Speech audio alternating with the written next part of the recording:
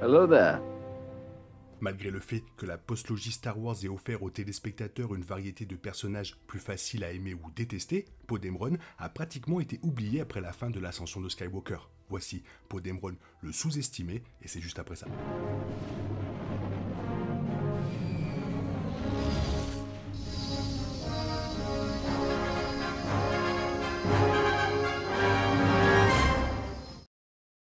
Des personnages tels que Kylo Ren et Rey ont établi des fans, et pourtant le pilote de la Résistance semble avoir été laissé de côté. Avec la promesse du retour de Rey dans les futurs projets Star Wars, on peut se demander si Poe fera également son retour. Introduit avec le reste du casting principal dans le Réveil de la Force, à première vue, Poe semble être un personnage avec une histoire très contenue. Cependant, son histoire est tout aussi massive et conséquente que tous les autres personnages. En dehors de cela, il y a beaucoup de choses différentes à aimer chez Poe Dameron, et ce sont ses qualités pour lesquelles il n'est pas assez apprécié. Dès le début de la postlogie, Poe Dameron s'impose comme un incroyable pilote. Lors de son évasion du Premier Ordre aux côtés de Finn, il montre suffisamment de capacité pour apprendre à piloter un TIE Fighter sans entraînement. Dans les derniers Jedi, il affronte même seul un Dreadnought entier, survolant la surface du navire et évitant les navires ennemis dans le but d'éliminer les canons du vaisseau. Tout au long de l'histoire, on voit Poe faire des blagues qui rappellent celles racontées par Han Solo dans la trilogie originale. Le meilleur exemple est lorsqu'il fait une blague aux dépens du général Armitage Hux en l'appelant puis en faisant semblant de ne pas entendre la communication. Poe fait cela pour l'énerver et c'est réussi, montrant qu'il y a aussi du tact dans son esprit. La plupart des personnages principaux introduits dans la postlogie sont sensibles à la force d'une manière ou d'une autre. Rey, Kylo Ren, voire potentiellement Finn, sont capables d'utiliser la force. Pour cette raison, il est encore plus important que Poe soit capable de supporter son propre poids dans un conflit galactique entre les côtés lumineux et obscurs de la force. Il le fait à de nombreuses reprises, comme lorsqu'il coordonne une mutinerie contre l'amiral Holdo pour tenter de sauver les forces de la résistance restantes.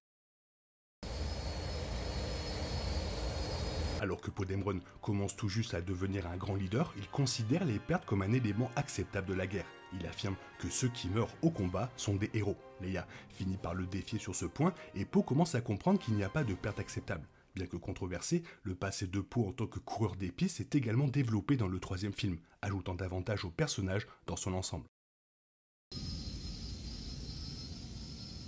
Peu importe avec qui il se bat, Poe est toujours prêt à intervenir si c'est pour le bien commun. Non seulement il affronte le Premier Ordre de front et sans crainte dans chaque film dans lequel il apparaît, mais Poe résiste également à la torture infligée par Kylo Ren dans le tout premier film de la postlogie. Il fait tout cela pour le bien de la Résistance, en œuvrant pour un avenir meilleur pour toute la galaxie.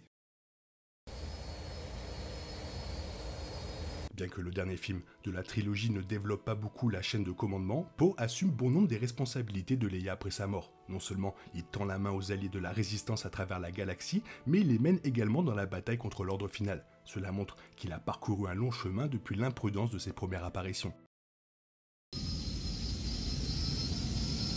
La série de bande dessinée mettant en vedette Poe Dameron est peut-être la plus sous-estimée de toutes. La courte histoire se déroule avant les événements du Réveil de la Force et de la mission de Poe sur Jakku et développe encore plus sa personnalité. Les bandes dessinées montrent le conflit entre la Résistance et le Premier Ordre à un autre niveau et se concentrent sur la façon dont Poe réagit à tout ça.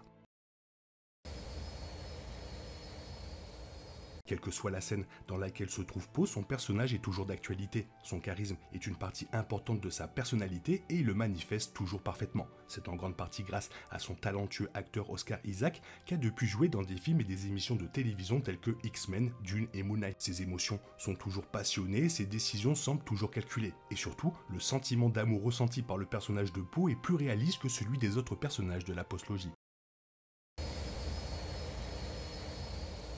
Il y a de nombreux droïdes tout au long de la franchise Star Wars qui entretiennent de nombreuses relations douces, mais aucune n'est aussi mignonne par excellence que celle entre Poe Dameron et son droïde BB-8. Poe essaie toujours de s'assurer que BB-8 va bien, insistant pour qu'il reste positif avec des bip-bip joyeux. Et BB-8 le protège constamment en faisant des choses comme réparer son X-Wing. Les deux comptent l'un sur l'autre tout au long des films et il est clair qu'ils se manquent comme une famille lorsqu'ils sont séparés. Avec la fin de la trilogie et de toute nouvelle histoire de Star Wars à l'horizon, il y a toujours une chance que Poe Dameron fasse un retour soit sur le grand écran, soit dans sa propre série télévisée. Avec davantage d'informations sur l'histoire de Rey confirmée pour l'avenir, il va de soi que Poe pourrait faire une apparition, soit en tant que personnage principal, soit en tant que caméo. Quoi qu'il en soit, avec tant de choses à aimer chez Poe Dameron, il est sûr d'apporter du plaisir à la franchise Star Wars s'il revient. Voilà, c'est tout ce que j'avais à dire sur ce personnage. Toi, fais-moi part de ton avis dans la zone commentaire. Sinon, il est temps pour toi de reprendre le cours normal de ta vie. On se retrouve bientôt pour une nouvelle vidéo. Bisous bisous, bye bye.